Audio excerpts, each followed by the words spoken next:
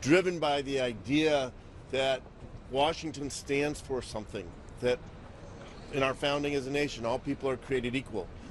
Last night at this site, there was a gathering sponsored by the American Jewish Committee of young professionals, diplomatic professionals, who were dedicating their careers to the idea of building bridges, bridges between people and bridges between nations. Jewish tradition, going back to Rabbi Hillel, famous quotation, "If I am not for myself, who will be? But if I'm only for myself, what am I?" The idea that we belong together. As a nation, our motto, E pluribus unum, from many one. That's the ideal we all believe in and strive for every day in this city. But there's another reality, a reality that's been true my entire life. As a young child, I remember going to synagogue on high holidays, and there would be extra security. There'd be guards. In the 1970s, 80s, those guards started carrying longer guns. And in the last number of years, those guards have started appearing not just on the high holidays, but every single day. And in the 19 months since October 7th, 2023, we have seen a rise of anti-Semitism that has been unprecedented in my lifetime. So much so to the point that people are told, don't wear outwards display of your faith. Wear a baseball cap instead of a yarmulke. Take your Star of David and tuck it in your shirt. There is a real fear. So as we gather here today, we are overwhelmed by emotions. Emotions of grief at the loss of two beautiful young people who were prepared to make a life together, heading to Israel to become engaged, to make a promise to each other for a future, united, and to have that future cut short last night. And instead, their families, rather than gathering under the chuppah, will be gathering beside a grave, saying a Kaddish instead of 7 blessings.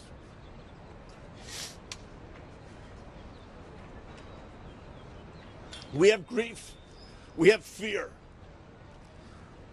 but we're not surprised at what happened, and we are not going to back down.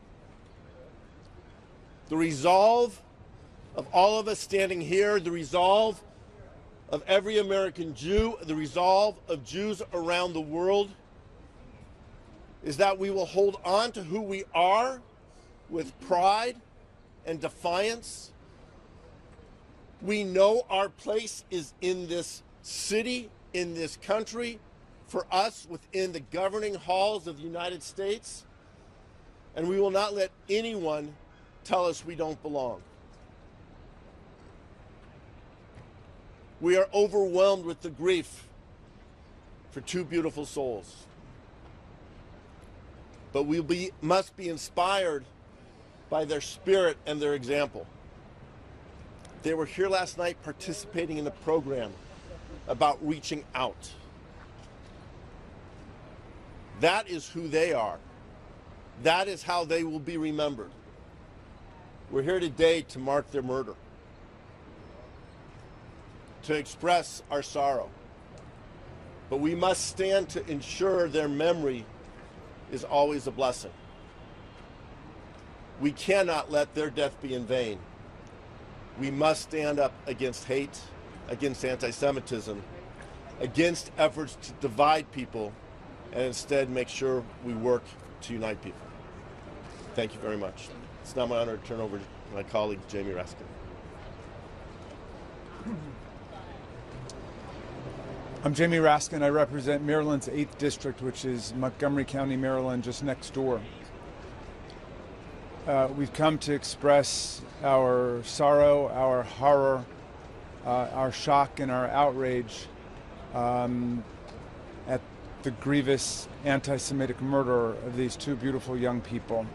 We've come to express our sympathy and our solidarity with their families and their friends, with everyone who has been affected by this nightmare. There's no justification ever for murder. There is no justification ever for terrorism. And we must stand unified as a community against the horror that just took place in the capital city yesterday. Anti-Semitism is a threat to Jewish people everywhere. It's a threat to other people everywhere. And anti-Semitism is the gateway to destruction of pluralism and democracy all over the world. So we must stand strong against this poison, and we must stand with the victims of anti-Semitism and every other form of racism and bigotry on earth. And I want to thank my colleagues from out of town who have decided to stay here in order to come to make this statement as Congress adjourns. And I want to thank Brad Schneider and Jerry Nadler for their leadership of the Jewish Caucus. Sarah Jacobs from California.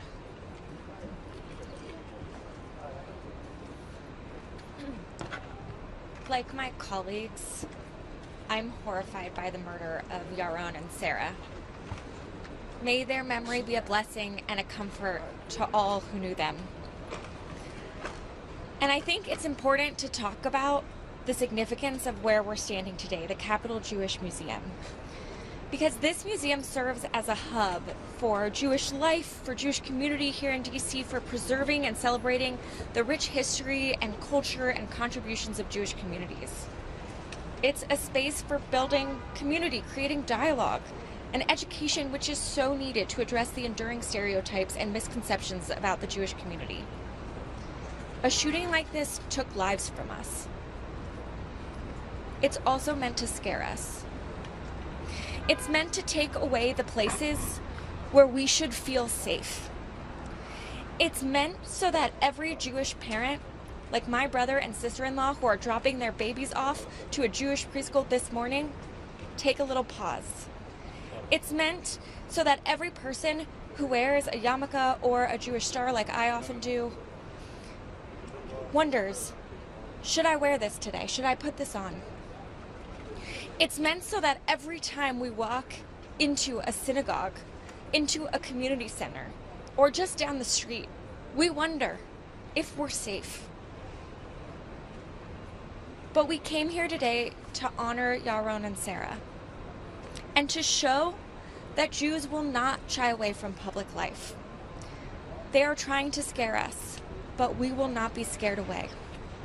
And we're going to keep working to rid the world of anti-Semitism and all forms of hatred and racism and bigotry, so that Jewish people and all people can feel safe everywhere. Thank you. My colleague Kim Schreier.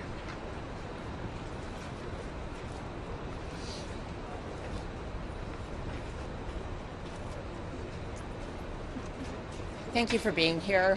I'm Kim Schreier. I represent sort of the middle of Washington State.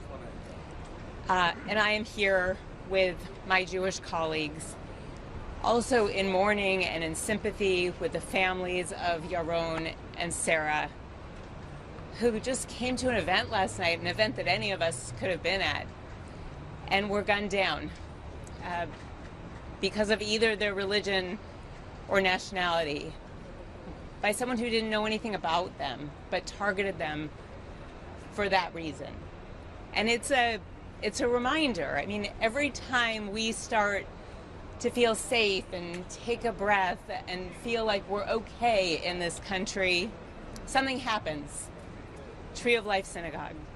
This absolute tragedy.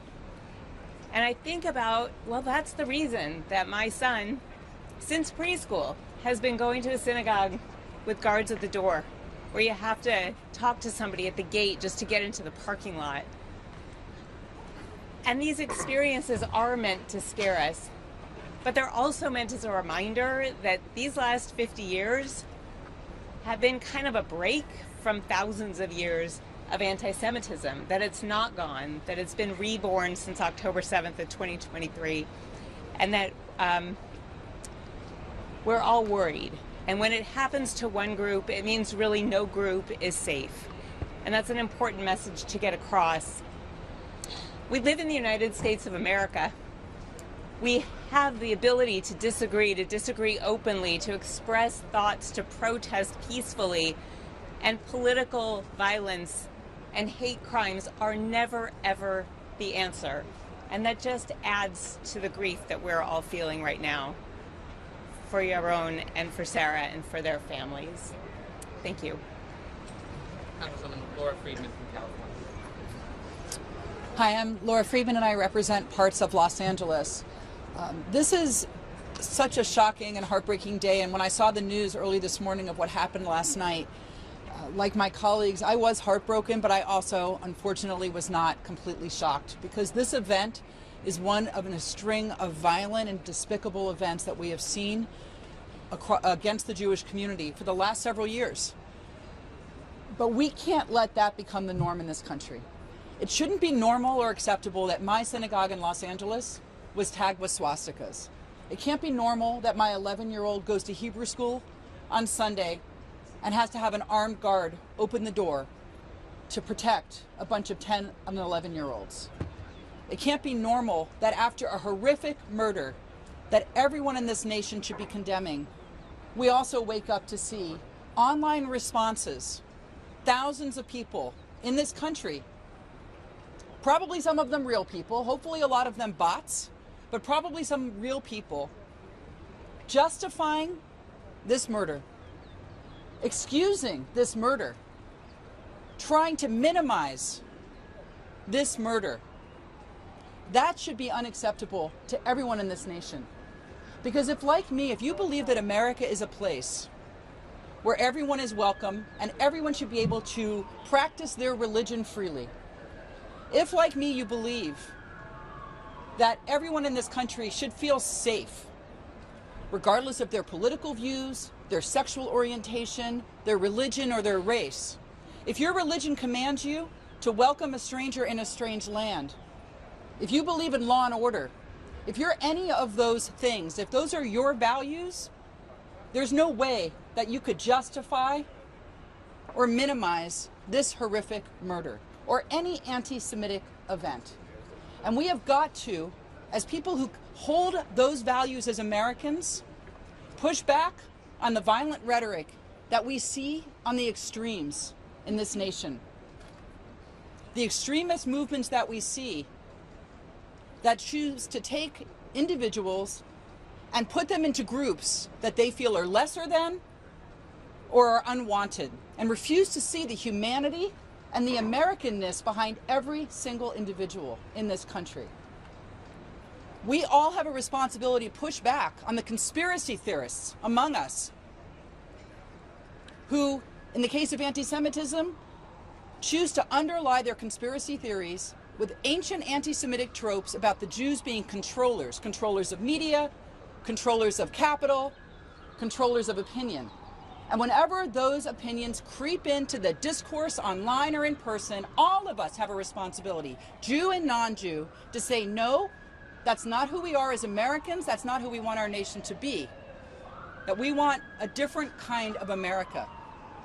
Because what we're seeing now is completely unacceptable, and everyone should be standing up to reclaim the soul of this country. Thank you. And that, I think, we'll take questions. Thank you. Today, Mike Wagner with I-24 News. Republicans agree or disagree. I mean, there are good faith disagreements, certainly, with their positions on anti-Semitism. They've developed a platform. They've taken concrete actions. What, beyond slogans, platitudes, what concrete actions are Democrats proposing to deal with this rise of anti-Semitism beyond the national strategy that Mr. Emhoff put out last year? What is the plan here? You answered the question. Last year, President Biden and last year the administration, under the leadership of President Biden with Second Gentleman Emhoff, put out a all-of-government strategy to address anti-Semitism. Did they do anything with it? So this is something that isn't a partisan issue. Democrats and Republicans need to work together to stand up against anti-Semitism whenever it rises, from wherever it rises, and be clear that there is no room for hate in our country, that we will welcome all people into our country who believe in the ideals defined in our Declaration of Independence and our Constitution. And we've been working with that. We have a bipartisan task force fighting anti-Semitism that goes back to 2014. So it's Can yeah, I'd please. love to jump in and add. As a senior member of the Appropriations Committee, I can run through a list for anyone who would like to know what Democrats have attempted to do. I want to just make sure that it's understood that we're here to express grief and to express our outrage about the death of the murder of two young, incredibly beautiful people who had their whole lives ahead of them, and that this hate has to stop. And so let's show you how we can stop anti-Semitism in its tracks. We need to all come together to increase the funding for the Office of Civil Rights in the Department of Education. When I offered an amendment last year during the appropriations process in committee, Democrats supported the amendment to increase that funding. This is the office that investigates anti-Semitism in educational institutions all across the country, and unfortunately, Republicans opposed it.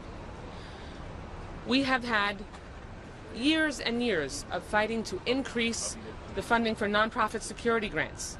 Nonprofit security grants are the funding for institutions like the Capital Jewish Museum, like synagogues and mosques and other religious institutions and nonprofit organizations and JCCs across the country that sadly have to fund the security guards and the security infrastructure and architecture to keep congregants and participants in events that attend events like the one from last night, that keep them safe. But we have not always had bipartisan support to increase that funding. We've had an administration that has for a time refused to release funding that was already appropriated. And so making sure that we actually are fully engaged in getting resources out in these communities to keep people safe, which is what I was referencing when I opened my remarks, is critical. But I'll just close on this question with this. We all need to stand together to fight anti-Semitism and any form of hate and bigotry. What we don't need is to be weaponizing anti-Semitism, to use anti-Semitism as a weapon and as an excuse to discriminate against and perpetrate hate against other people and take away other people's rights.